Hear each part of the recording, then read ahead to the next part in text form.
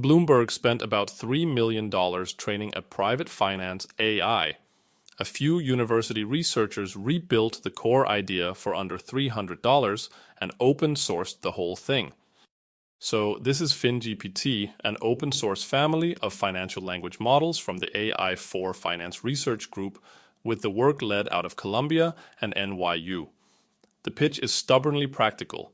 Instead of burning months and millions training a giant finance model from scratch the way Bloomberg did, they take a strong open model that already exists, usually something in the Llama family, and cheaply fine-tune a thin adapter layer on top of it using financial text. That one trick drops the price of a fresh model from millions down to a few $100s, so you can actually afford to retrain it every month as the market moves under your feet. The repo sits north of 20,000 stars under a wide-open MIT license, and the headline result is the part nobody expected, because at reading the mood of financial news, their cheap fine-tuned model scores higher than both Bloomberg's private model and GPT-4. Enjoying this so far? Subscribe to the YouTube channel and grab the free daily newsletter at indiehacker.news. New deep dive every weekday. Let me actually scroll the repo because the page makes the case better than I can. Right at the top of the page, you get the logo, the badges, and a blunt one-liner that basically says, "Don't expect Wall Street to ever open source this stuff, so we did it ourselves."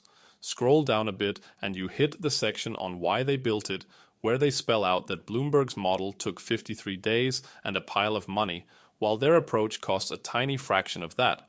Keep going, and there's the benchmark table, and this is the screenshot people actually share because their little open model is sitting right at the top of it on news sentiment above the giants.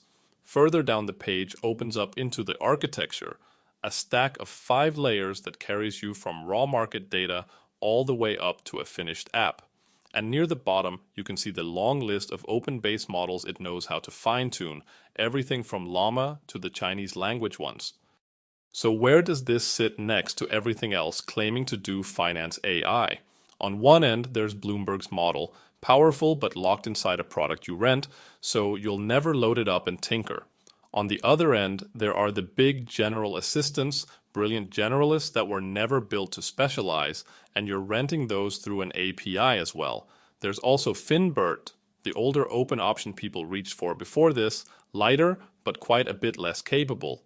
FinGPT's whole angle is being the one that's open and specialized at the same time, weights you can download and bend toward your own market without paying a toll on every single call. And when you line the key numbers up side by side, the whole pitch kind of explains itself.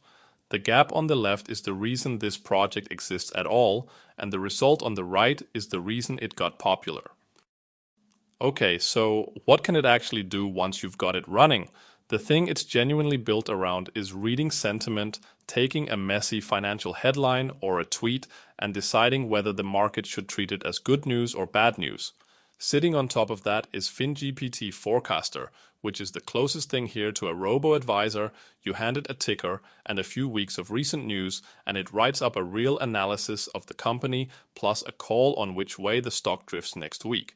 The same fine-tuning recipe also produces multitask models, where one single model handles sentiment, pulls relationships out of a sentence, classifies headlines, and tags company names all at once. And crucially, they didn't just publish the models, they published the labeled financial datasets behind them, so you can retrace and rebuild the entire thing yourself. Want to be featured? Pitch your open source repo at indiehacker.news/apply and get in front of thousands of builders. Beyond the core models, there's a whole second ring of tooling. There's a retrieval layer where instead of judging a headline in a vacuum, the model first pulls in related context and then makes a more grounded call, which matters a lot when a single word flips the meaning of a finance story. Feeding all of it is their data engine, an open pipeline that vacuums up internet-scale financial text, the news, and the social posts and the filings, and keeps it fresh so the model isn't reasoning about a world from a year ago. They also lean hard on reinforcement learning from human feedback, which is the bit that lets a model bend toward one person's actual risk appetite instead of handing everyone the same generic answer. And almost all of this is sitting on Hugging Face right now. The weights, the data sets, and a live demo you can poke at in your browser without installing a thing. So how does the cheap part actually work? The trick is a technique called low-rank adaptation, or LoRA, where you freeze the giant pre-trained model completely and only train a tiny set of extra weights bolted onto it, updating a sliver of the network instead of the whole thing. The project wraps that in a clean 5-layer design, running from a data source layer at the bottom, up through data cleaning, the model, the task, and finally the app on top. It's also deliberately model agnostic, so the same recipe runs on Llama, on Falcon, on Qwen, on a whole rack of open models covering both English and Chinese markets. And because LoRA is so light, plus some 8-bit and 4-bit compression, a full training run fits on a single gaming graphics card sitting under somebody's desk. Getting your hands on it is refreshingly normal. You clone the repo, install the Python dependencies, and then you've got two honest paths. The lazy one is pulling a ready-made adapter straight off Hugging Face and running predictions in just a few lines.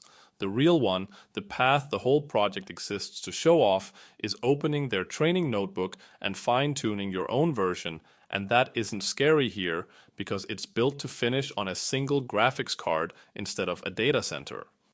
Now here's the part that genuinely surprised me, because the newest code in here isn't really about language models at all. There's a whole new platform inside the repo called FinoGrid, and it's an agent payment system, plumbing for pushing business payouts across borders in stablecoins, with FinGPT models quietly running the back office, the agents that watch it for fraud and keep the books. It ships with its own software kit and one of those MCP servers, so outside AI agents can plug straight into the money rails. The team also wired in support for calling hosted models like OpenAI, so you're no longer forced onto a local GPU and dropped in a notebook where several analyst bots argue out a single stock between them. So who's this actually for, honestly? Not the person who wants something polished they can hand a coworker because you'll spend a weekend wiring loose pieces together before any of it sings, and the splashier numbers ride on weights that are quietly aging out. It comes with the loudest disclaimer in the room too: a lab built this, not your broker. And a system can sound dead certain while being flat wrong about somebody's savings. But if you're the type who'd rather own the engine than rent a seat, who wants to pop the hood and point it at whatever you happen to trade for almost nothing, nobody else has handed you a starting point this complete. And the wild part is where the trail leads, because a tool that started out just judging headlines is now reaching for the bank wires, and that feels less like the ending and a lot more like the first page. If this is your kind of rabbit hole, stick around. There's a new deep dive every weekday.